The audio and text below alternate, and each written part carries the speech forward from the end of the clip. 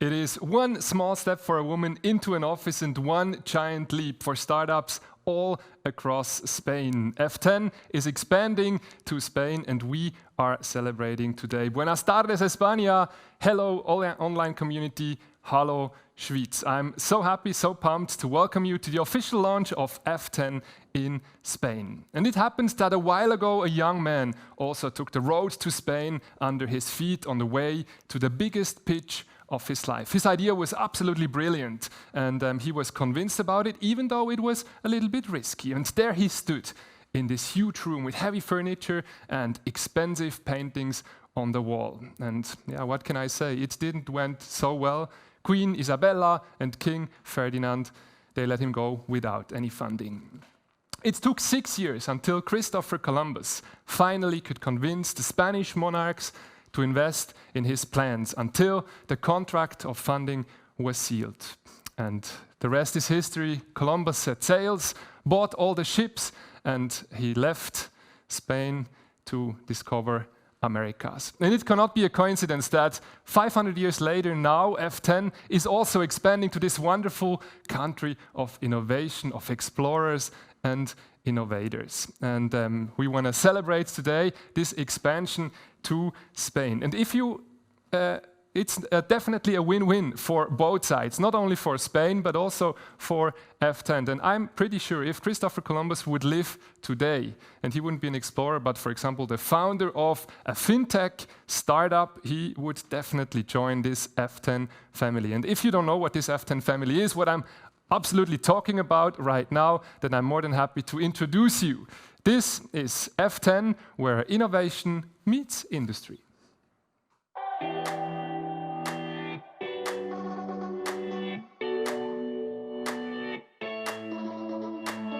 We are shaping the future of banking and insurance. We are believers in the power of collaboration. We are a network of local hubs with global reach. We're facilitating innovation for corporates and startups. Through F10, we can connect to a global network of innovation and startups. We look for the bright startups to address upcoming challenges. Let's come to F10 and work with us. We received exposure to different partners and investors during our full time at F10.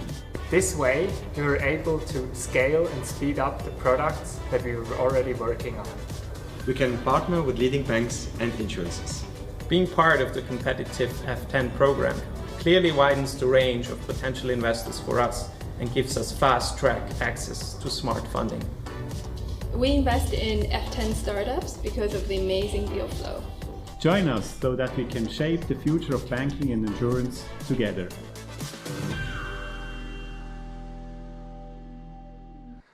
Bienvenido a la familia Madrid, Barcelona, Bilbao y Valencia. We want to celebrate together today, together with you at home, but also together with people from this ecosystem here on stage. Later on, I will be so happy to receive Andy Eaton, co-founder of F10, here on stage for an interview. And we do have a panel for you where we have the topic freely after a well-known president, how collaboration makes innovation great again. And right now it is, as in any race, for a good start, you need to get ahead. A good start is absolutely crucial. And that's why we needed someone, a credible voice within the whole fintech world that can directly launch that whole thing, that can pump you up there at home. And we found him, the man with many hats on. He is the founder of Finnovating, the platform that connects fintechs and corporates worldwide. He's the president of the Spanish Fintech Association, and he is one of the leading influencers within the fintech world. Please roll out the virtual stage right now for Rodrigo García Cruz. Hola a todos. La verdad es que para mí es un auténtico placer estar abriendo este evento hoy. Para mí es ilusionante poder hablar sobre innovación y me gustaría dar las gracias al equipo de F10, de F10, primero por decidir elegir España, por estar con nosotros y ser un revulsivo para el sector fintech, y segundo, por invitarme a hablar de innovación. Me propusieron un challenge, me propusieron hablar de cómo estaba impactando hoy la innovación en las grandes corporaciones y qué oportunidades existían entre ellas, y por eso he decidido pues, contaros una pequeña historia sobre innovación. So I'm going to change to English right now. As I was telling, we are going to tell you about a story titled From Theater to Real Innovation. So before beginning, let's a quick disclaimer. All this information shown in this presentation has been developed by Finnovating. First of all, a quick presentation of me. I'm CIO of Finnovating. I have different roles in the fintech industry, nationally and internationally. I've been founded some fintechs and invested in some others. This is why I'm on the top 20 fintech influencer in the world. So let's start with the story, with this tale. The first chapter is the old innovation. Historically, we have been doing evolutive innovation. As we can see, the wheel has been perfected during thousands of years, and this is gradual innovation. So despite 60 years of innovation, the banking industry has stood still. What does it mean? So after 60 years, the credit cards are almost the same. So the evolution is gradual. Let's go through the chapter 2, the digital exponentiality. One day, the disruptive innovation came out of the blue, and new technologies, new business model had changed the rules of a lot of industries, a lot of sectors, and because of the law of Moore. What is the law of Moore? Because that every 2 years, the computational capacity is double in the same space. What does it mean? So the accelerating pace of change and the exponential growth in computing power is increasing and growing, going to the singularity. And what is going to see in the next years is something that we can't imagine. So, and we can see and we can discover and figure out the new exponential theories. Going through the linear world to the exponential world. We are used to live in a linear technology evolution, but the real is this exponential. At the beginning, sometimes it's disappointment, but when we realize the thing has changed and is disruptive. Chapter 3, new kids on the block. We are not talking about these rock stars, probably most of you are knowing. We are talking about the new players that are going into the finance and insurance industry. We are talking about big techs. We can see as how Google, Apple or Facebook are coming into the finance services. We are seeing like Asian super apps are coming into the world. For example, WeChat or Alibaba, AliExpress, whatever of these super apps are offering social content, games, video, but overall financing services, all integrated in one just app. And overall, and of course, thousands of fintechs that suddenly turn up, creating a great competitiveness in the financial industry and redefining how to do the business models of that banks are traditionally have done. Or hundreds of challenger banks or neobanks that are emerging globally, offering new experiences to the clients. All of this has generated a wake-up call from the industry, and the banks are saying, oh my God, what we can do, what can we do right now? Chapter 4, From Theater. At that moment, corporates, banks, insurance companies started to use fintechs like a fashion trend, like a showroom, because this fashion, they took the startups, they did some awards, some events like a showroom, and I say always welcoming to the theater of innovation that is more just marketing and communication, not focused in the real innovation. Let's go to the chapter 4, from theater to the real innovation. And we realize that the real innovation came from the open innovation. Open innovation can be defined like a business model for innovation that promotes collaboration with people and organizations outside the company. Why? Because it's up to 10 times cheaper and sometimes infinitely quicker. And with who? With more than 50,000 fintechs worldwide. We can find thousands and thousands of different kinds of fintechs. We have here, for example, some innovative maps. And one of the key different points is that almost 75% of them are B2B. They have B2B business. And this is a way that they want to collaborate. They want to co-create with the traditional or with the traditional banks or insurance companies. The question is how to manage the open innovation to have success. So facilitating the investment, co-creation and collaboration, and companies, partners like F10 or Finnovating are the best place to do it. In our case, in Finnovating, we are creating a matching as a service platform to connect fintechs, these 50,000 fintechs with more than 5,000 corporations, with more than 1,000 investments globally and based on SDGs of the United Nations. So you can join us, it's coming soon, and follow us in finnovating.com. Just a couple of minutes for the conclusions. Please don't do theater of innovation. Focus on open innovation, focus in business, focus in investment, in collaboration, in co-creation. This is not about marketing. I always say, if you go alone, maybe you think you go fast, but if you want to go far, go accompanied. Think about always collaborating and creating the open innovation. That's all, folks, and thank you very much. You can connect with me through my email, LinkedIn, or the different social media. Thank you very much.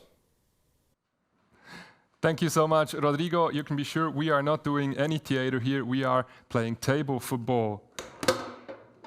And that out of a good reason. This table football has a tragic but also wonderful story behind. A young Spaniard, 17 years of age, was heavily injured in that time. He loved to play football and he was trying to find other ways how he could play football with his friends. That's when he invented this table. His name was Alejandro Finisterre. The thing with that table is that it shows exemplary the invention, the innovation potential that lays within Spain. F10 knows that, I know that, and I hope that you also at home, you also know that. Not only this table shows that, but also our upcoming 2 speakers. We have 2 wonderful women here, successful founders of startups that will speak to us within a second. Get ready for Lupina Iturriaga. She's the founder and CEO of Fintonic, an app that helps you to organize all your personal finances. It has almost 1 million of users worldwide. And we will have Mireia Badia afterwards, also the CEO of Growly, a Spanish peer-to-peer crowd lending platform. So let's roll out this virtual carpet for those 2 ladies. Get ready for Mireia and Lupina. They will be interviewed by Mari Carmen Marx. Bienvenida, Lupina. Es un placer tenerte aquí en F10 de Madrid. Muchísimas gracias. Es un placer. El placer es mío. Well, we will change to English now. So you have been called the woman revolutionizing the Spanish fintech sector. That sounds really, really exciting. So before we dive into some of the general entrepreneurial questions for Spain, I would really like to know a little bit more about your background, about how you founded Fintonic and what your journey was like starting out. Well, we started Fintonic in 2012 and we were only 4 people at that moment. Right now, Fintonic has over 1 million users. So yes, we've been growing a lot. And what it was behind? Behind it was our goal to help the people to put the power back into their hands so they could solve their financial needs in a transparent way, an unbiased way, so they could always make the best informed decisions to make the most with their money. So that was behind, and well, and it's still up today. From us, FinTonic is the trusted advisor. We never push the users to get something or our own products. No, of course not. We will get what is best always for them, so they save money or so they have the best service, and with the account the same. We are not going to force the people to have it. If they want it, they will have it, because it's a great product. That sounds fantastic. Sign me up for it. No, but I mean, you have come quite a long way already, right? You are a bit more mature now than when you were starting out. Of course, you kept some of your agility, I take. What were some of the challenges that you encountered, building up your startup during the journey? Of course, from the very beginning, we want to build marketplaces because we really believe in this way of doing things, because it's not wise to take only what your bank offers you or what your insurance company offers you. So we are really proud of having marketplaces. So from the very beginning, we had the chicken and egg problem, because you need first the users. Now we have over 1 million, but when we start, we didn't have it. Then you need also the providers or the lenders in the lending marketplace or the insurance companies in the insurance marketplace. So to do that, in order to do that, we also need to, what we did, it was we have our own book, our own lending book. So we were the first lending to our users. So of course, demonstrate that we have a good expected loss and to do things. So it takes time to build things. I have to tell all the entrepreneurs and all the people out here, it takes time to do things in a proper way, in a safe way, because we're talking about finance. But it was a great journey, and now, today I am much more passionate than I was at the very beginning. So when we're talking about entrepreneurs, actually also now in Spain, what are some of the challenges you see for them right now, if you're starting out from scratch right now? Yes, starting from scratch or being a little bit bigger, I think now to survive, you have to have a solid business model, and I believe it's a balance between growing but also having this solid unit economics. In our case, we're going to be in break-even in the following months, and it took all this time, because in fintech it takes more time, but we are maybe only the one in the fintech world that is going to have or going to be in break-even, and so in the past everyone was always thinking just only about growing. I think it's important to grow, but I really feel that you need to have a solid business model. So please, we need to tell all the entrepreneurs that they need to think about this. But surely there are still some opportunities for them. You mentioned earlier for early stage startups that there's investment opportunities. Yes. Do you see any other opportunities? Of course, now there are fully a lot of opportunities now in the fintech world, also in the femtech, also in health a lot, and now more than ever. Health tech, insurtech, they have a lot of space of improving or relieving pains from the people. So it's real. Now we have great teams here, really great engineers. It's a great place to be, Spain. I really believe it, because you have the talent, and that's very important. So to create a team, you need to have a solid team. And I will tell the Spanish people, don't feel that you are worse than others, like maybe in San Francisco or whatever, because it's not true. No, I agree with you. I think there's a lot of potential in the Spanish market at the moment. But if you had to go a little bit back in time, or let's put it this way, some of the key learnings that you made along your journey, what would be things you would have done differently, or what would you recommend perhaps to some of the people starting out with a startup? It's very important for every startup, I believe, that the idea is not so important, so don't keep it for yourself, just share it with everyone. So hear a lot, all the suggestions, recommendations from everyone, pros, cons, everything. You need to be very open to receive feedback. I really believe it's very important how you execute the idea, not the idea per se, because there are lots of Einsteins around the world, and they will. Your idea, I believe, is not going to be unique. So how you're going to execute it? So with whom you are going to partner? Who's going to be working with you? Because this is going to be like a roller coaster. You're going to have ups and downs, and you need to have a great partner. In my case, I started with Sergio Chalbó. Now we are 3 co-CEOs, Sergio, Héctor, and myself. And with Sergio, I knew him since 2001. So we knew each other, and it was really great, no, to work together. So please, whom you chose to work with, how you execute, and very, very important, the time to market. Not in FinTonic, but in other startups that we found in the past, it was not the appropriate time to market. It was a product and a technology built just for the interest rates when they were raising, and the market went down, so it didn't work. So we didn't test the demand beforehand, and I believe that's a huge mistake. Thank you so much for all your insights. I have one final question.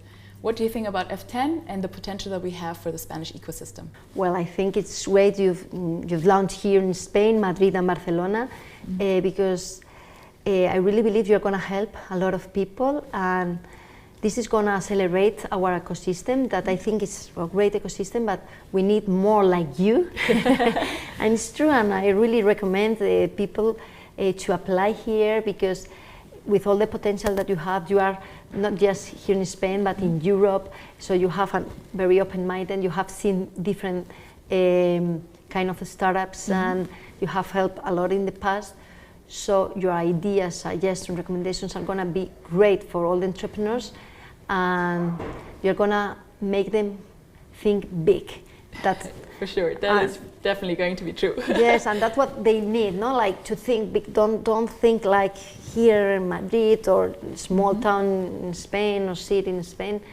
So I am really, really, really happy that you've launched, and I know you're going to do a great, great work. Thank you so much, Lupina, for all your insights and for having you here.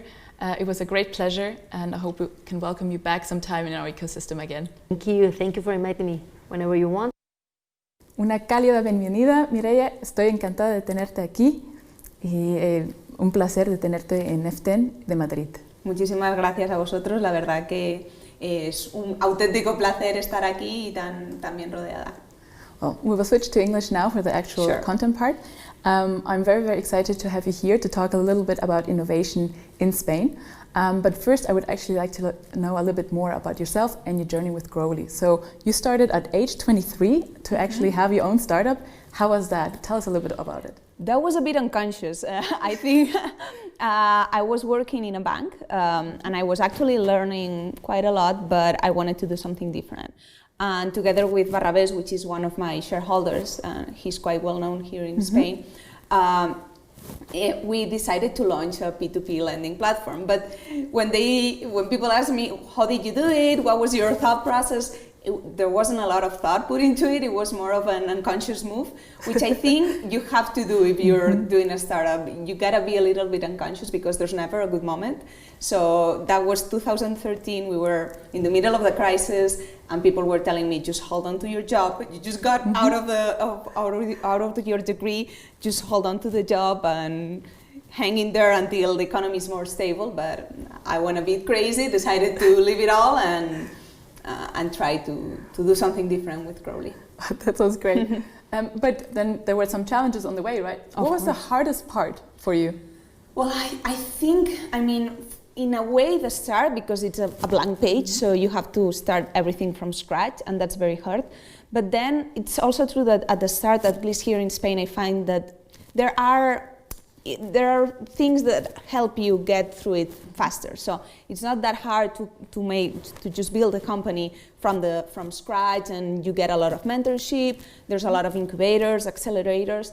But then there comes a point where you've grown, you need money, you need capital, and then I think there's a bit of a blank space where nobody really helps you.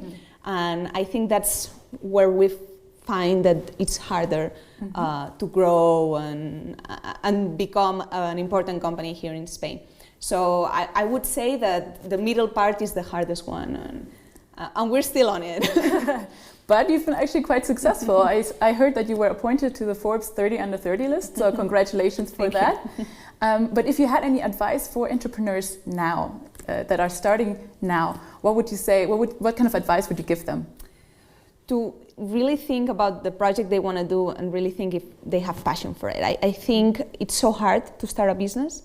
And there's so many ups and downs that you gotta really love what you're doing.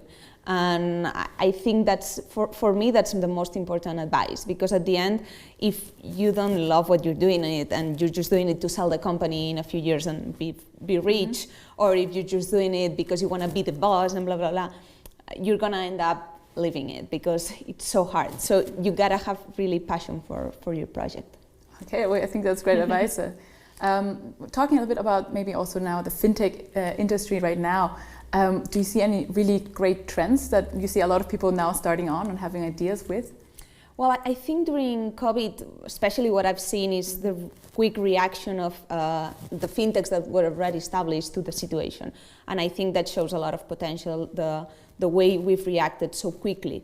As for trends, I guess that during COVID, I think in the short term, what has more possibilities to grow faster, it's payments and lending, basically. But I'm sure a lot of new things will come up.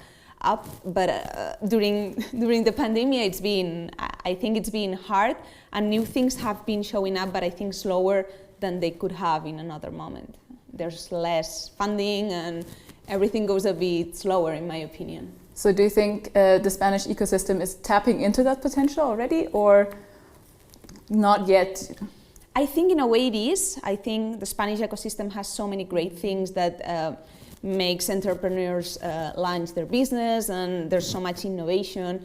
Coming here and starting a business is so much cheaper than doing it in other countries, and there's a lot of good things, but at the same time there's a lot of things that stop you, like the fact that here in Spain we still don't have the sandbox finally just signed by the parliament. I think it's going to be soon, but not yet. It's been approved by the ministers, but it's not final, and there's not that much institutional support. I think that's why it's so important that things like F10 come here, because we need that type of ecosystem to evolve even more. So what makes the Spanish ecosystem really unique for you? I think, as I was saying, just the innovation, the passion that we have for the projects in general, and the whole, I guess the whole ecosystem is quite positive, and there's so much creativity, I think. But we also lack a lot of things that you can find maybe in the States or England. Such as, do you have any examples? Yeah, such as as I was saying, the institutional help you get. For example, governments in the UK, the government in the UK is helping crowdlending platforms, was helping them like 10 years ago already by giving them money so that they could give money to SMEs in England. In France, there's a lot of help from the government for fintech companies, even in Italy. And here it seems that we're just basically going a bit alone, and we don't have that much support from the government. And I think they should try to impulse a little bit the sector and help us grow. And also in the corporate part, in the big companies part, I think there's a lot of banks, actually Spanish banks, that are doing more partnerships with fintechs from outside Spain than with fintechs than from here. And I do feel that type of connection, and it's so important, and it would really change the Spanish landscape. Why do you think that is? Why would they connect more to startups from outside Spain than from Spanish startups? I do guess that a lot has to do with the fact that, for starters, American and UK startups started before we did. For example, in the crowdlending sector, which is where I am, fintech funding circle started in 2010, and we went a bit later. But also they have a lot of funding, which we don't have. If you see a lot of Spanish fintechs, big Spanish fintechs, it comes to a point where they have to go outside Spain to get the money they need to keep growing. Whereas that doesn't happen if you're an American startup, you can get your money from your VCs. You don't have to go abroad. And I do feel that there's VCs here, that there's investors, but that we would need a little bit of more of that, and that these investors are quite risk adverse in comparison to other investors from outside Spain. So focusing again a little bit more on Spain, and it's a very regional country, right? I mean, you have very strong local interest and local representation within it. How does that play into the entrepreneurial ecosystem? Well, I think it's rich, it's very good for everybody to have different ecosystems even in the same country. And I believe that I actually heard that Madrid and Barcelona, that in Spain there's the Madrid and Barcelona hub, especially in the startup ecosystem, and that doesn't happen in a lot of countries. You have the UK and you have London. Yeah. And that's sort of the center of the startups. And here we have two, and that's very enriching, I think, for the whole country. And I believe that the differences make us better. So I think it's only good for us. Coming back to some of the regional differences in Spain, I have one controversial question for you. So if you had to pick one of our cities, Bilbao, Valencia, Barcelona or Madrid, which one would you choose? Well, I'm from Barcelona, and I've grown since I was like 7 in Madrid, so it's a very hard pick for me. I guess in a way Barcelona, I think, has a great ecosystem and has a lot of startups and a lot of potential, has also the beach, which is amazing, and we're not getting here in Madrid anytime soon. But it is also true that for fintech, I do feel that there's maybe more, the financial sector is more here, even though that there's a lot of potential in Barcelona and there's a lot of companies there, but I do feel that the bigger stuff maybe sometimes happens here. So maybe I would stick in Madrid for more the job side, maybe in Barcelona for the more nostalgic side, and I think both are amazing cities to start your own business, and I couldn't easily pick one. Again, something I have to completely agree. I mean, that's why also at F10 we've chosen to be represented both in Madrid and in Barcelona. So I think both cities have a lot of things to offer for sure. But coming a little bit to F10, what do you think of F10 and what kind of potential do you see for it for Spain? Well, I'm so happy that you guys decided to come to Spain. I think it's a huge thing for the ecosystem, and already just the fact that there's the news that you're coming, I think it's a huge boost and it's amazing. But I'm also sure that what you will bring to the fintech sector will be so amazing for all of us, and that all these connections that I was talking with big corporates and government, groups like yours and F10, I think, can make a real difference in that sort of interaction and can bring the sector to a new level. So I can only applaud you and be so happy for that. Well, thank you so much for all your insights today, and I hope to welcome you back soon to our Madrid offices in the future. Thank you so much.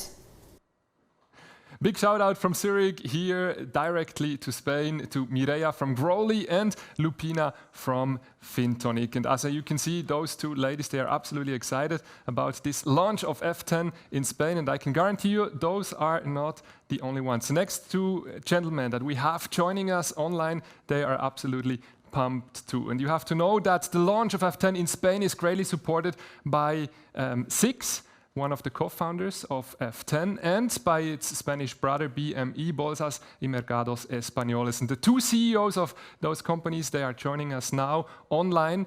May I ask you for some standing ovations in front of your desk, probably for Jos Dijsselhoff, the CEO of SIX, and for Javier Hernani, CEO of BME. The virtual stage is yours.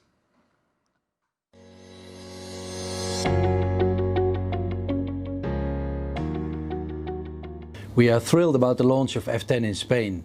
SIX and BME are innovators in the financial industry, and through F10 we can really strengthen the ecosystem in Spain and unite big corporates with startups. F10 gives financial institutions the opportunity to future-proof their ideas and technologies. This is done through collaboration with fintech, regtech and other tech startups together in an environment in F10. Our partnership with F10 has delivered some real innovations for SIX. For instance, Dealpool, a fixed income platform here in Switzerland. next to delivering new products and services, has also really helped to connect with F10 and to drive innovation within SIX and bring some of those innovations back into our company.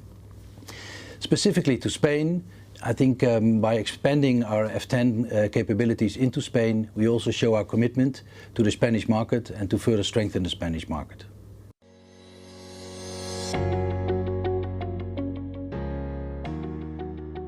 Bienvenidos. Estamos dando los primeros pasos de la iniciativa de F10 en España. La verdad es que el tema de la innovación y del estar cercano a las nuevas ideas de los nuevos emprendedores en este país era una de las razones fundacionales de la operación SIX-BME, y creemos que F10 es una gran herramienta en el mercado español para identificar talento, para identificar oportunidades de innovación que serán muy beneficiosas en el terreno de los intermediarios financieros, de la banca y de los seguros. Empezamos una nueva etapa en la que este elemento, la pieza del mecanismo F10, creo que dará muy buenos resultados y será muy interesante a medio plazo. F10 is an incubator that we think will help enormously the Spanish ecosystem to develop new ideas, new talent in the areas of fintech, banking, insurance. I think it was a piece missing in the BME ecosystem. This is the capabilities of trying to bring together new ideas and new talent that will help enormously in the development of the Spanish ecosystem. BME has done a very interesting effort in the history to bring together the new entrepreneurs, the new ideas, and to bring them into the exchange. I think F10 will clearly help us to address those people at an earlier stage, to be able to capture good ideas, good entrepreneurs, and to bring them to the exchange and to the exchange ecosystem at an earlier stage. I think the symbiotic combination of F10 and the alternative market, the growth market of BME, and the pre-market that we have already in place will be enormously beneficial to make a better ecosystem in the Spanish economy. Creating a better ecosystem for Spanish economy, that's definitely a high goal for F10's launch in Spain. And how this will be achieved, that's what we want to talk about right now. And I'm so happy that for the first time today, I'm not the only one here on stage. I'm joined now by Andy Eaton, board member and co-founder of F10. I'm so glad that you are here. Thanks for having me, great.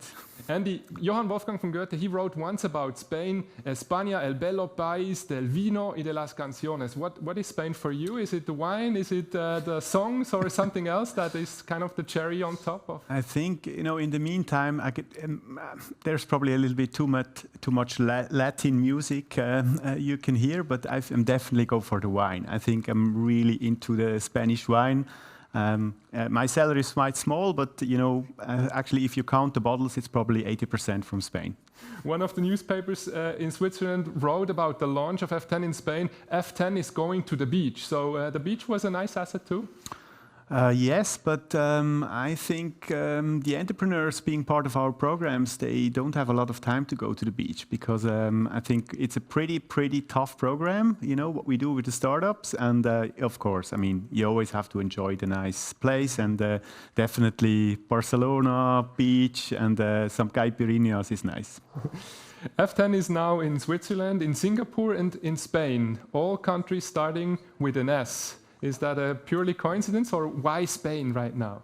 I think that's purely coincidence. We never really made an assessment on the names. I think there's a clear reason why we actually go to Spain. We did some research before, so we always wanted to expand the F10 network and make it a global network and transfer whatever we have, done in Singapore and in Switzerland to maybe some other countries. But I think Spain has definitely, the hungry tech talents. We heard that before already from the two women starting up their own business in Spain, and that's definitely one of the reasons why we think it's worth to actually expand. The second thing for me is it's also, it's a big domestic market.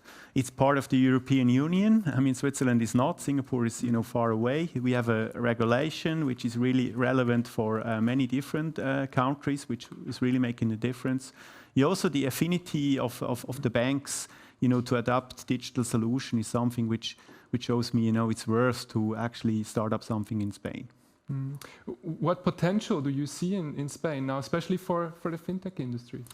I think, looking at the market size, looking at Europe, looking at the regulation situation, I see definitely many verticals where we still have a lot of room for improvement. For instance, like in the wealth management, asset management space, I think it's still very traditional, where you can do a lot, and I think there are very good ideas around, but we need to help them really pushing forward. There is in the space of capital markets, where also BME and SIX is active. There's a lot going on there with digital assets. I think we have to definitely invest more time and resources and also money into these kind of cases.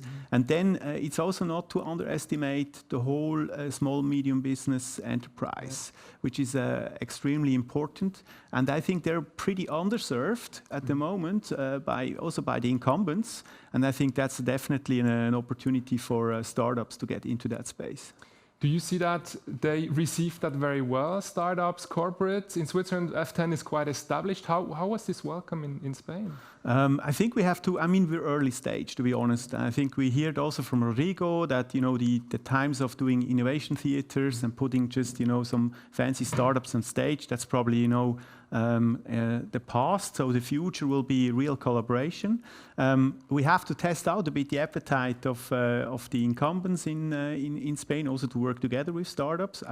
We have some very good examples we can leverage from our network.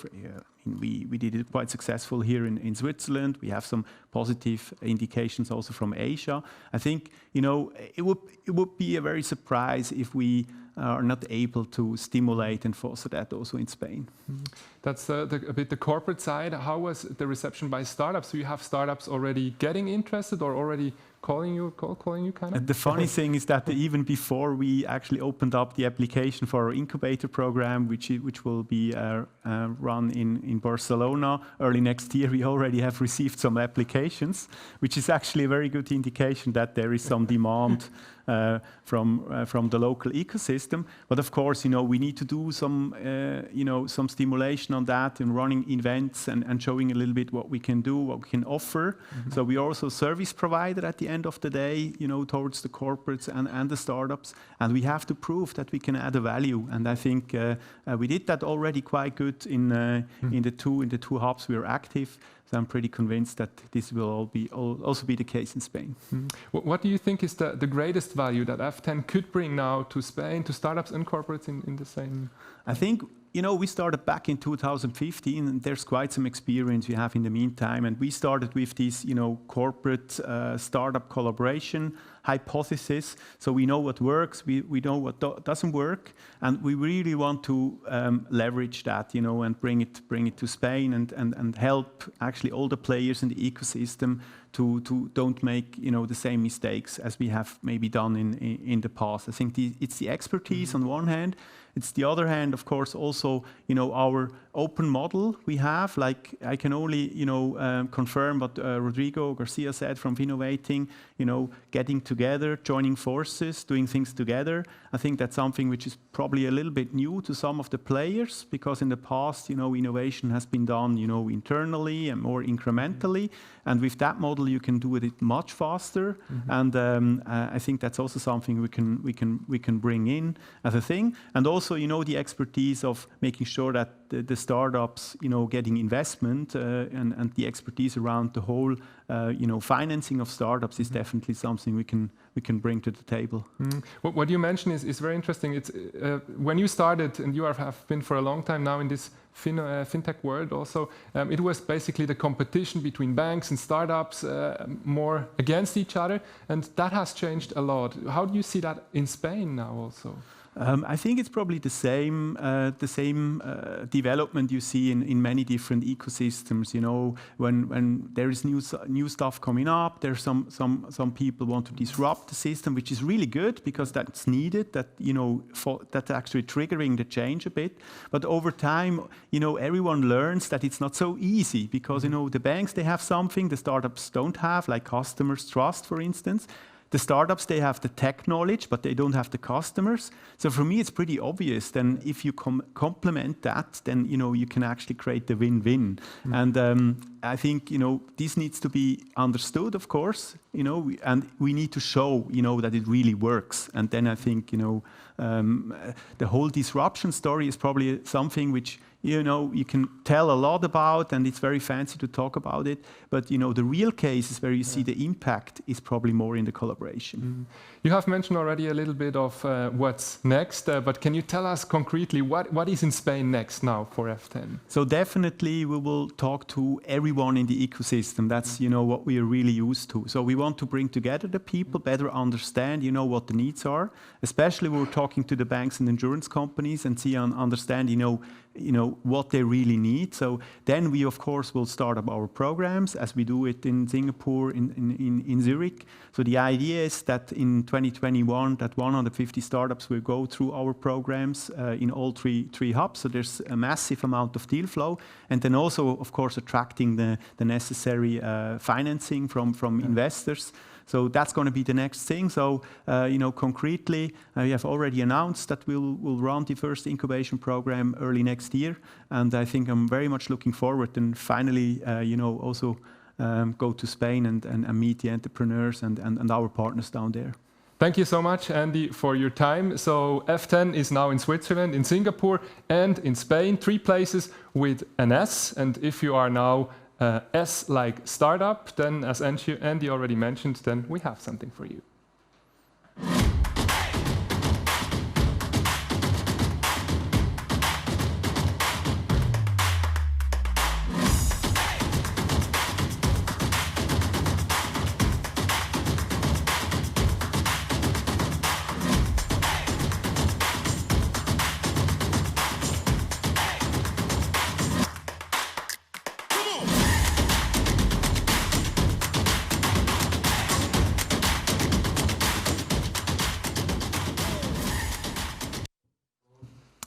Rodrigo Garcia Cruz mentioned in his speak earlier, if you want to go fast, then you better go alone. If you want to go far, then better go together. Or as a famous American sportsman quoted one time, talent wins games, teamwork wins championship. Michael Jordan must have known about it, and we want to talk especially about this side of how collaboration makes the dream work, how collaboration makes innovation work. And I'm so happy to do that with people that know so much about that. When we start here, on my left, we have here with me Deborah Scher, Senior Startup Coach from F10.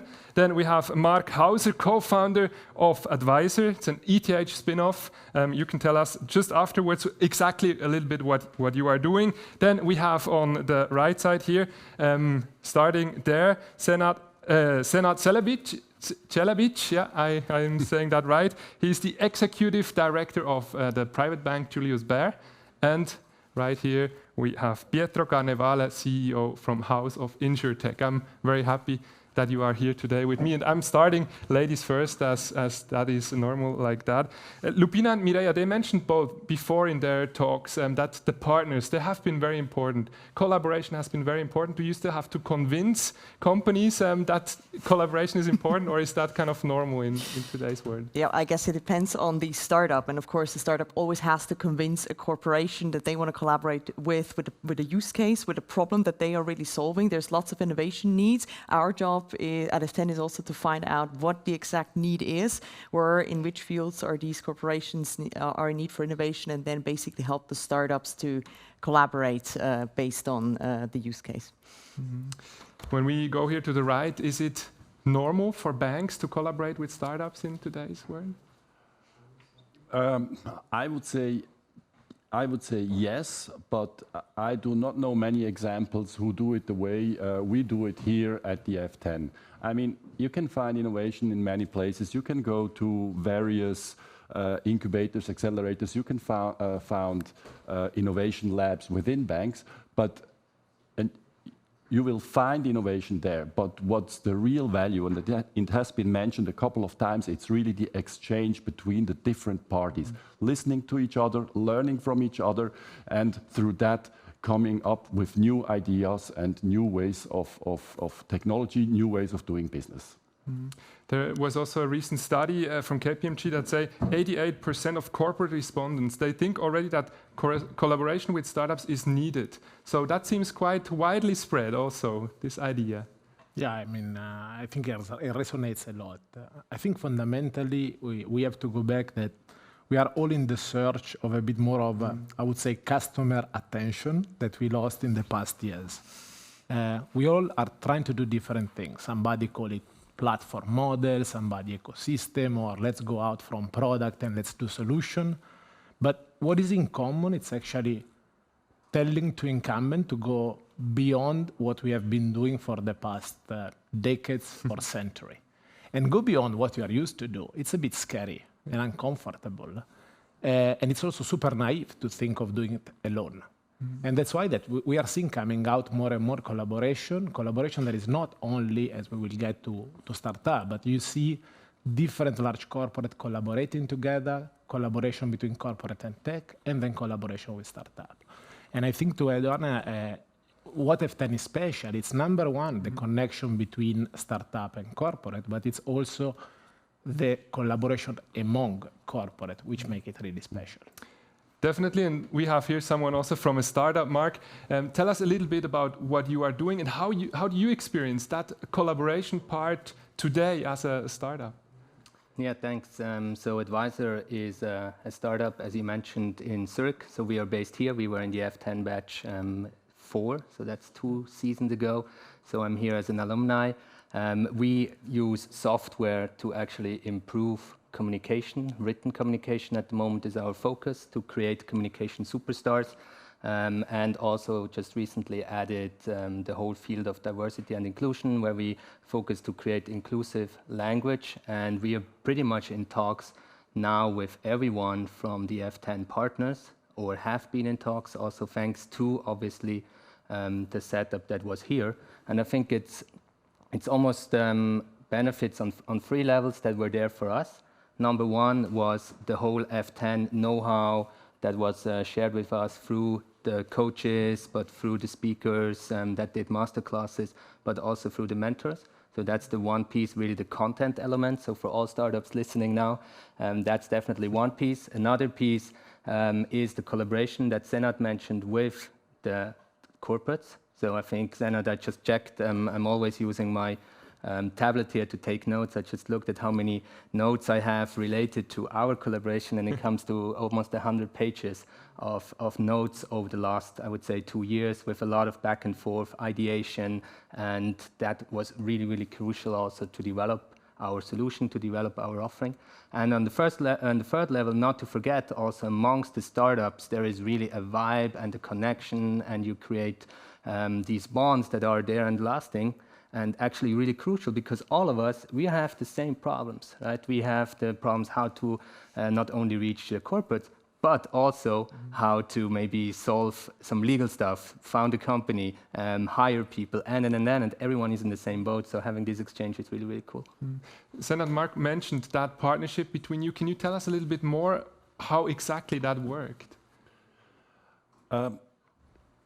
When I first met Advisor, I was really thrilled about what they do and how they do the analysis and what they do with the results of the analysis. And then I think in that batch you were really the first one I approached, I wanted to discuss with. And then and initially they wanted to improve the communication towards the clients. But in these discussions, we learned actually that applying a little bit a different use case to it could give you the possibility to technically analyze an organization's communication and collaboration culture, which today is tackled through questionnaires. But there you had really the tool to do it in an analytical, quantitative way. And I was really thrilled about this possibility. And we pushed forward, to apply this use case internally. But unfortunately, back in February, March, the COVID crisis came across, and then, this was stopped. But nevertheless, we continued to talk. And you mentioned the analysis with the inclusive language. That was actually also something which came out of a discussion between the two of us. Very interesting. Debbie, startups in F10 ecosystem, they have a very high success rate. I think it's almost 85%. Is that one reason these partnerships that F10 also create? Yes, absolutely. This is what Senat describing is basically also the validation that Lapina was talking about earlier. As a startup, you have to validate your solution. You have to make sure that you are creating something that the market wants. And if your clients are banks, it's an amazing opportunity to be in the incubation program of F10 and be talking to, for example, Julius Baer, who will give you feedback, who will actually take the time to also almost co-create that product with you, right? And you have a first proof of concept client, and that's also a way to help, of course, both parties, the corporates and the startups. So this is a little bit what the incubation program is focusing to. Yeah. What can startups then do better than companies in this whole innovation process? So we could say, why would companies need startups like you in this process? I think generally we have to understand that startups, if you think of big boats, right, the big banks are rather the tankers that are very steady and no weather can really harm them and they're on course. But it's also very hard to maybe go to an island real quick, check something out, or move faster or do a fast turn. And that's where I would see the startups really being the speedboats. We can go out, check out an island and actually come back to the tanker and have this discussion again, maybe refuel, right? Maybe exchange resources, maybe take water on board, and maybe also personnel, right? And I think that's where we are just, as startups, really much faster and more agile and can try things and bring maybe information from out of the world, in the world, back to the tanker and have the discussion and foster this collaboration and discussion internally. But these are also two worlds colliding a little bit, as I understand, the tanker and the little boat. How does that work? I think we cannot lie, right? Startup and corporate, definitely they are different beasts.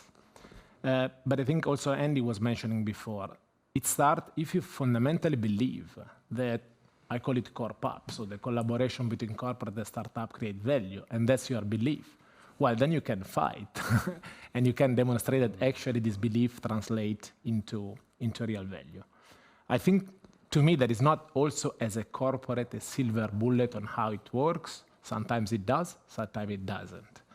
There are some maybe cultural elements also on the startup side. If a startup comes and say, you know, I'm here to disrupt your market and in 3 years you will not exist anymore, I mean, I sometimes wish good luck, but it's really hard to establish a collaboration.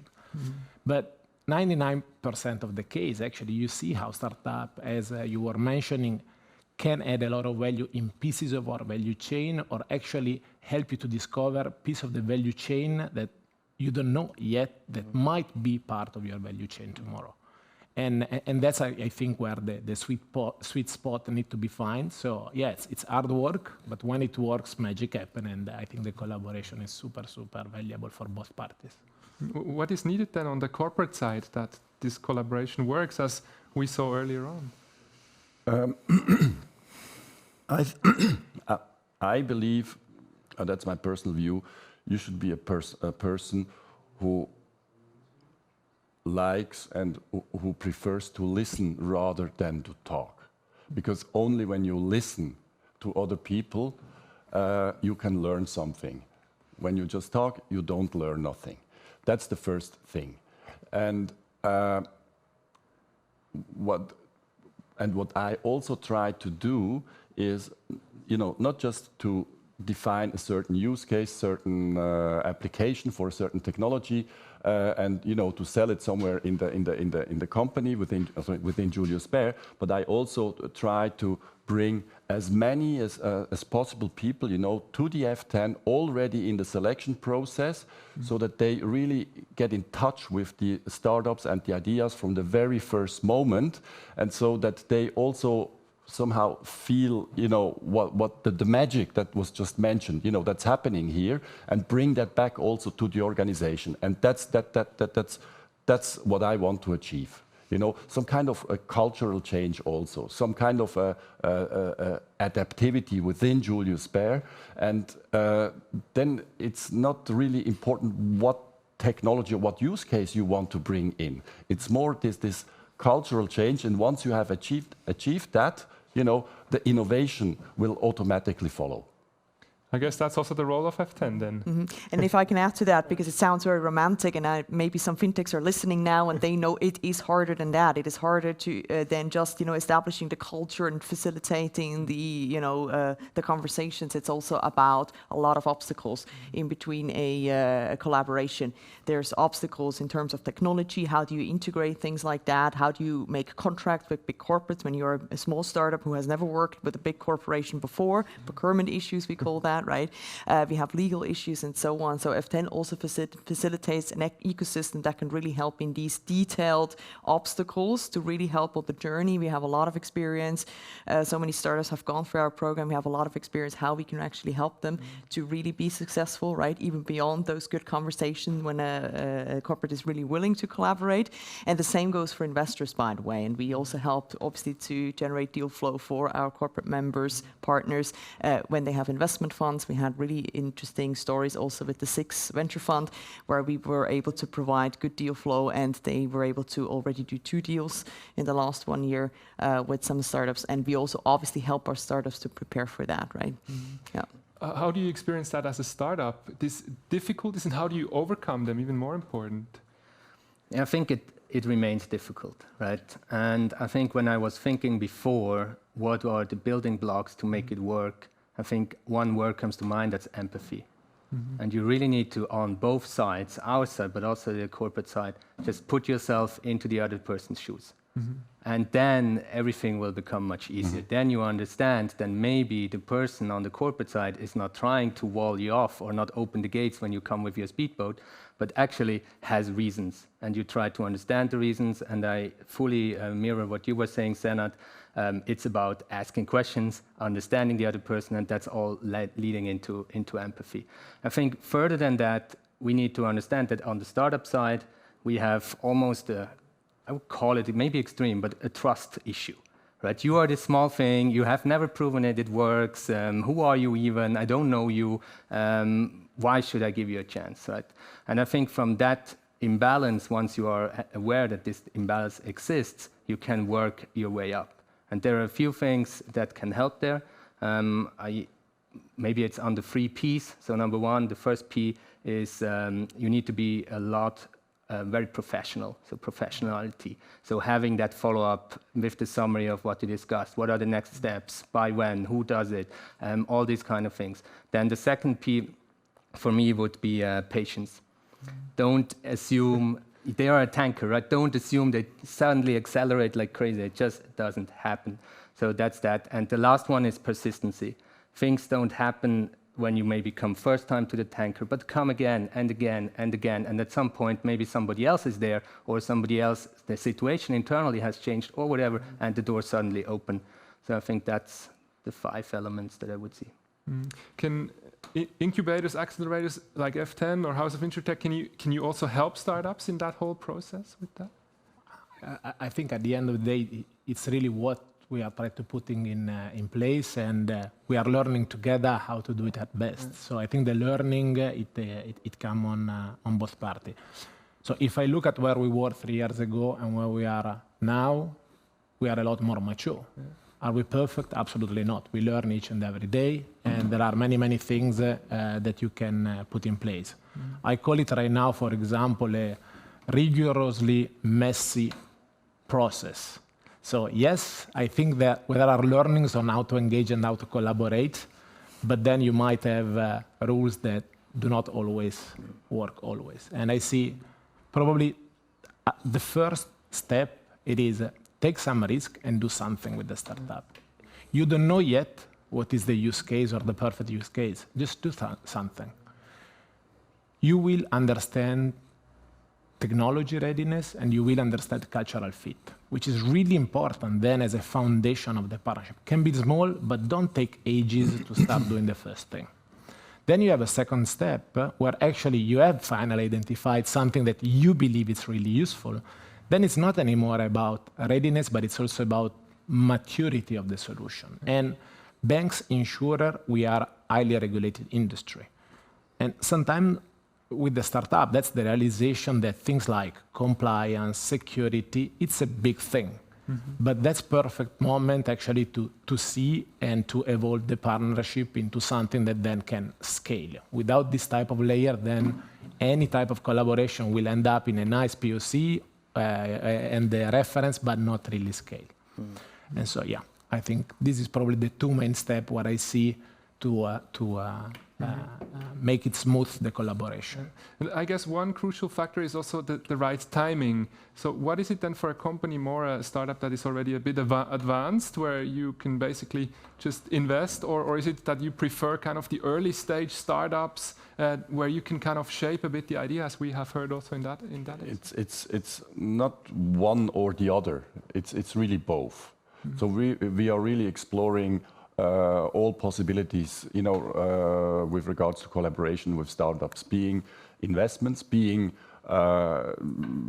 doing a POC with an already mature solution, or doing actually a co-development or co-creation with shared IP rights. And we did all these types of collaborations already in the past.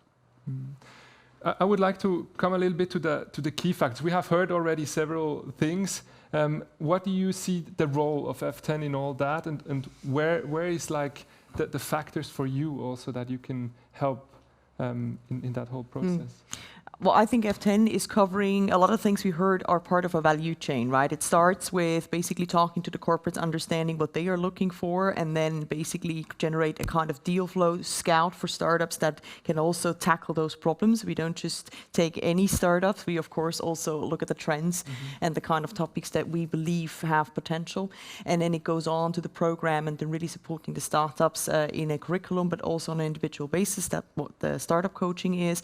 And then, of course, it goes on, right? Even beyond the program, we have a life cycle that, with our alumni, like Marcus and alumni, we of course are still in touch. We have co-working space, at least here in Zurich. I think that's also planned for Madrid, hopefully. And so we basically keep in touch, and we try to really accompany the startup. We also invest in startups with our investor partners and so on. So it's really, we try to become a long-term partner for the startups, but obviously also for the corporate members to basically again and again provide value with the right topics and the right startups, and also obviously help to make the collaboration happen. Yeah.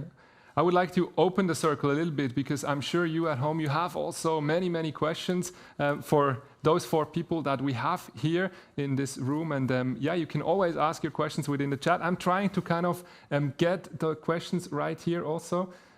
Probably I will need someone that could help me also, because somehow the program is gone again where I can see your questions. And I don't really know where it is, but we just continue. Mark, can you tell us a little bit more about, you have been now in this ecosystem of F10. Where did you profit concretely, like from F10 and from the whole ecosystem also? Besides the story we heard already. No, absolutely. And I think it goes a little bit back to the 3 categories. I think a startup really benefits here. And number one, obviously, is there's a lot of know-how and content in the master classes. It's a half-year program. It's not a 2 weeks or over the weekend. We do it real fast, but it's really a lot of support, a lot of content over the time. So that's very concrete. You had here master classes when the people come in. Also now the startups, I think next week come in again, and there will be tons of know-how transfer. So that's very tangible, actionable, because also there are always milestones and things that you need to be doing. Sometimes you would want, as a startup, to do other stuff, but then you're guided back and say, no, you need to do that financial plan now, or you need to do that marketing story, or you need to have the 30-second pitch ready. So that's, but maybe when we are ready to get to the questions from the audience. Yeah, absolutely. Now I see. Okay, I see a question. Is there not too much quick win mentality instead of long-term vision and work? I guess that's a question that probably you could answer. Is it? Do you see somehow kind of this quick win mentality instead of in startups, instead of kind of this long putting in work mentality? I mean, it's not one or the other. You do both. If you have a hole that you have to fix, you do that with a quick win. But of course, we also follow the long-term trends and try to adapt to them. So it's both. But also on the startup side, you see that that's the company side now? Or probably Pietro can help us out also with that. Do you see that? Or Mark? Yeah, I mean, just an idea. I think if we don't have any quick wins, we are just dead. Yeah. Right. So it's nice to have this 20-year vision, and we want to change the world. Well, good for you, but you will not be there to make it happen because you don't have the quick wins. So you really need those quick wins. And as you mentioned, Senat, it's an and. And I think initially it's a very imbalanced and towards more quick wins that you need to have to make the next investment, to find the next customer, and then over time you can shift more into a long-term thinking. But the same, I think, is true on the corporates, right? A lot of time when I have a discussion and they say, yeah, I know it's changing, but nothing is happening now, I kind of try to say, look, we both agree that in 20 years' time things will be different, right? Everyone agrees, and then afterwards you say, okay, if we know we're going to go up there and not stay down here, why don't we start moving into that direction? Right? It can be small steps, and we don't need to jump directly, but let's move into that direction. And also there, think a little bit long term, but start today with some steps. We have here also a question for Debbie, for the startup coach. How does F10 enable startups throughout? We have already talked about that. You have also already explained us a little bit, but throughout the programs for this successful collaboration with companies, you have explained us a bit where you support. Is there even more support, especially on that collaboration part? Yeah, I mean, if you, for example, expectation management. Of course, we talked. Let's talk a bit about the acceleration program, which is where we are focusing on scale-ups, which are companies where we don't necessarily help so much with the business model and so on, because they have already proven that, right, with other clients. But what we like to do is giving them more business opportunities with our ecosystem and our network. And there, very specifically, we do, of course, a lot of matchmaking, which goes very deep into the topic. So I think we are also very much a platform with expertise. We understand a lot of fintech trends that, and fintech is huge. So we were talking about digital assets before, capital markets topics. We have a lot of data topics, of course, in fintech. We have regulation technology and so on. So we really try to, become the experts, also, of course, with our mentors. We have around almost 200 mentors here in Zurich alone, right? And the same in Spain and Singapore, where people really do understand deeply the industry, and we help them, for example, to discover new use cases, right, in a very specific area in banking, for example, where they can see, wow, this is actually something where we can, increase our revenues and really grow as a startup or a scale-up, and basically make that market opportunities. Yeah. Just to sum this whole thing up, thank you so much already. What is your quick tip for startups, for also corporates out there, how to make even more innovation through collaboration? I mentioned it in the very beginning. Please try to listen to people rather than talking to them. Listen and learn from them. That's my advice. Thank you. I would say challenge rules, but do not break rules too much. Mark? So for me, I think I would try to give one for the startups and one for the corporates, and maybe a wish a little bit. For the startups, it's a lot about what Senat said, right? I wouldn't pitch so much, pitch less. Nobody cares that much in the initial state about your solution, but ask more, understand more, and then start building the trust and fill the trust gap. That's number one for the startup side. And for the corporate side, I would wish that we see more risk-taking. So we know that a lot of these collaborations will not lead to a lot and might fail. And so I think in the corporate still have a lot of the mentality, we have a project, it needs to be successful on timeline, on budget, and within scope. Right? And that's just not how innovation happens. And I think that would be the tip on the corporate side, just make things happen and make it easier to collaborate. Well, to make innovation happen faster and bigger, join the F10 as a startup or a corporate member. That's a really good place to start. We have a big ecosystem, and we have a good track record, I think. And we very much heard about what we can do for both sides. So I hope this motivates some of you to join us. F10 is going to Spain, into a country of explorers, of inventors, and that's a win-win situation definitely for both. I thank you here on the panel side, and I thank you back at home for listening to us, for joining in with your questions, for celebrating with us the launch. Hope to see you soon in the F10 ecosystem.